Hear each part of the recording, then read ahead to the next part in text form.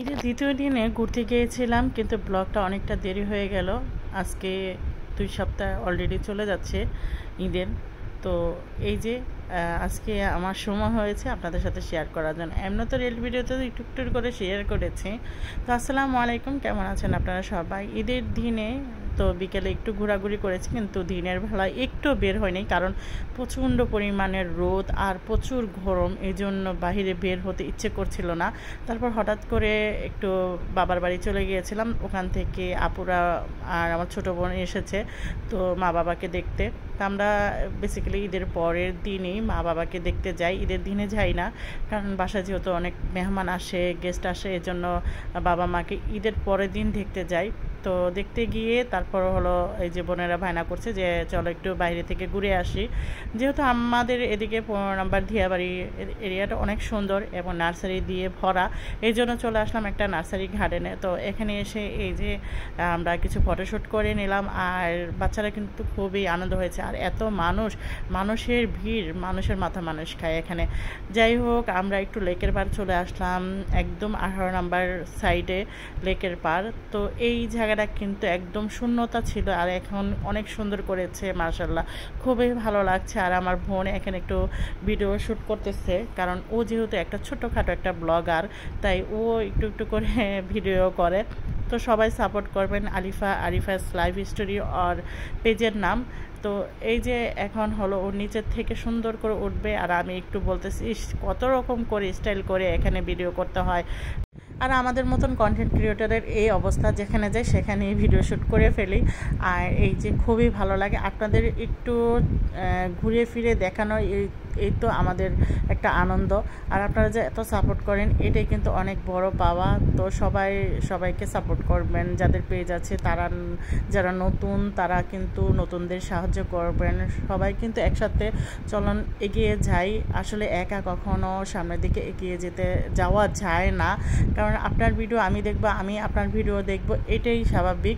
তো এভাবে কিন্তু আপনার ভিডিও রিচটা ভালো হবে, আর অনেক তাড়াতাড়ি আমরা সামনের দিকে এগিয়ে যেতে পারবো। মাশাআল্লাহ, এখানে এসে এই ফুলগুলো দেখে কিন্তু অনেকটা ভালো লাগলো। যতটুক মানে ক্যামেরাতে আমি বন্দি করতে পারি না, তার থেকে খালি চোখে অনেকটা সুন্দর লেগেছে। আর এই জায়গায় এসে আমি নুরমনি আর হলো আরিফাকে আমি একটু ভিডিও করে দিচ্ছি, কারণ যেহেতু রিল ভিডিও বানাচ্ছে, আর একটু টিকটকের মাধ্যমেই কিন্তু রিল ভিডিও বানাইতেছি। যাই হোক, অনেকটা সুন্দর লেগেছে। তারপর বললাম একটু পিছন দিক দিয়ে যাও, আর একটু হলো নর্মালিকে একটু এখানে হাত ধরে ঘুরিয়ে দাও। তো ওটা 2বারে কিন্তু করেছি, কারণ এইটা কিন্তু খুবই সুন্দর ছিল। প্রথমবার কিন্তু এতটা ওরা বুঝতে পারে নাই, দ্বিতীয়বার ঘুরান্তি দিতে গিয়েই কিন্তু একটা লোকের সাথে ধাক্কা খেয়ে ফেললো।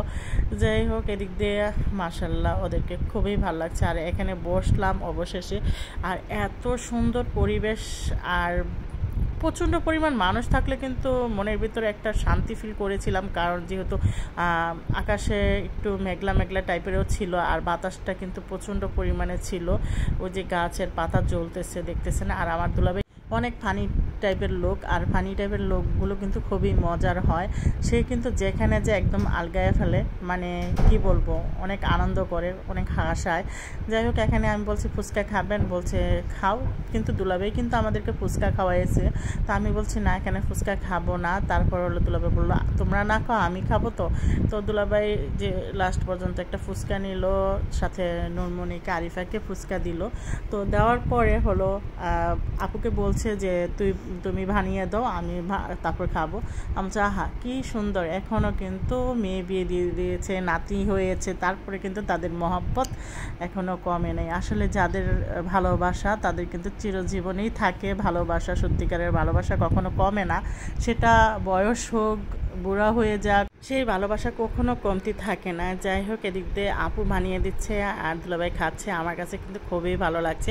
তারপর আপু বললো তুমি খালি একলাই গিলছো, তো শালিদেরকে কেন খাওয়াই দাও না? আমি বলছি দুলাভাই আপনি আপুকে আগে খাওয়ান, আপু তো আপনাকে কষ্ট করে বানিয়ে দিচ্ছে। বলছে দাঁড়াও, ওনার মুখ তার একদম থামছে না। আর আমি একটু বলছি দেখে আপুকে বলছে তুমি খাবা, তো খাওয়াই দিল, তো কে না খায় তাই না? তারপরে অবশেষে আপু বলছে যে আমার বোনদেরকে তুমি আগে খাওয়াই দাও, তারপর আমাকে খাওয়াই দিবা। তো যেই কথা সেই কাজ, দুলাভাই কিন্তু এই যে সবাইকে বলিয়ে দিচ্ছে। আর আমি বলছি না, আগে হলো আপুকে খাওয়াবেন, কারণ আপুর পরে কিন্তু আমরা সিরিয়াল। তো এই যে আমরা সবাই মিলে এখন ফুচকা খাচ্ছি, আপু আমাদেরকে বানিয়ে বানিয়ে দিচ্ছে আর ফুচকা খাচ্ছি। পিছনে আমার বোন বসে আছে, আমার বোনকেও খাইয়ে দিল। তো এখানে অনেকক্ষণ সময় কাটিয়ে তারপর সন্ধ্যা হয়ে গেল। এখন এই যে আমরা সবাই মিলে আকাশের চাঁদটাকে দেখছি, কারণ ঈদের দিন আকাশের চাঁদটা আমরা দেখি নাই, তাই ঈদের দ্বিতীয় দিনে কিন্তু আকাশের চাঁদটা মাশাআল্লাহ এত সুন্দর লেগেছিল যে সবাই মিলে এখানে আকাশের চাঁদের কিছু ফটো তুলে নিলাম। সবার ক্যামেরাতে খুব সুন্দর এসেছে। তো আজকের মতন এ পর্যন্ত, সবাই ভালো থাকবেন, আল্লাহ হাফেজ।